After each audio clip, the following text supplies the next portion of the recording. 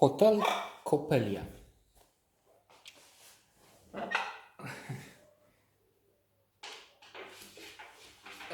This is an independent film from the Dominican Republic. Um, I think, I'm not sure, but I think this might be the third film from that country that we know from here. There was at least one with something connected with a golf course, a boy who works there, and there's this fellow American again, I think, who does something vile. And we have Americans in this Hotel Coppelia too. I was also thinking this is the first critic talking about the film.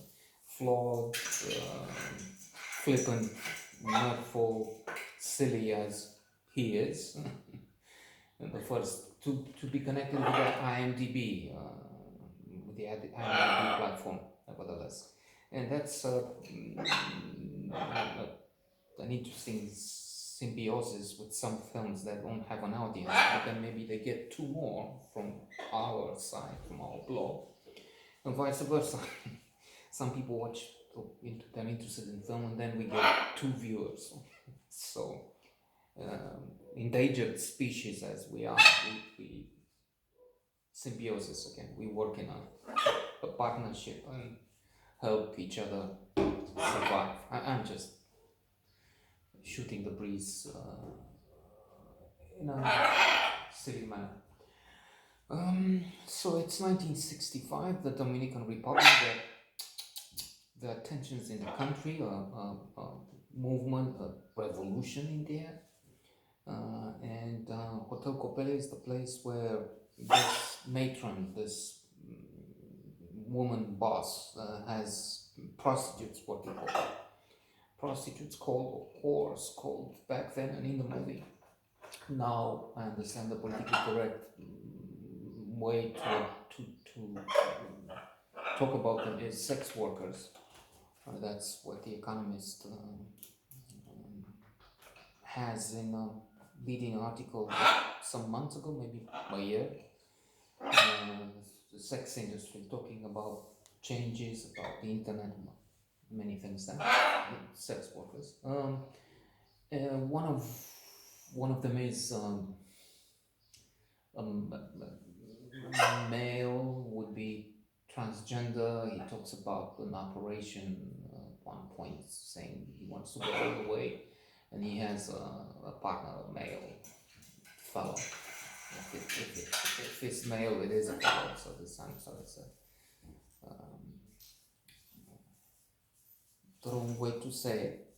It's because of him. Anyway, and the sex partner says, no, I like you as you are. So he wants this thing. Anyway, the madam appears to be quite oppressive. She has fines. You lied, I will fine you. You laughed. Fine. There's a fine. We put money in there. But then there's another side of her. She has a son who is deaf mute, I guess. They have to communicate with signs. So I'm not sure if he hears anything. Maybe he's also deaf. Anyway, I'm sorry. So she has to take care of him.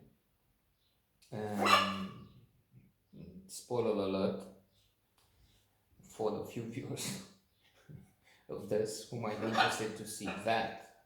And good luck with finding it. Yeah, well, it should be on HBO Go. It was on cinemas. So it should be available. If it's here, it should be elsewhere, wherever there's HBO in HBO Go, presumably. Although they have different diets, I noticed Netflix. There's a a site which gives you 85 best movies you can see on Cinemax. I'm sorry, on Netflix. And they have listed Moonlight, which has been on HBO. Didn't see it. But it's not on Netflix. You can find it. Maybe because for this region you can probably get it in and see it in the US, let's say, in other places, countries. But here, since there was a deal, there had been a deal with Moonlight, HBO. No, it's not. I mean, I don't know. So they have a sort of a revolution, uprising, whatever we want to call it, and the rebels come into the hotel. They have an arrangement with a madam, but then the Americans show up, and they're portrayed as, and it's based on facts. They say at the beginning of the film, and they act atrociously, really, torture and all that.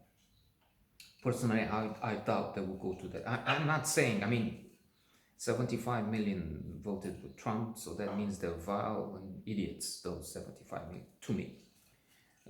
So if you have 75 million doing that, and then Capitol Hill riots and so on and so forth, the QAnon.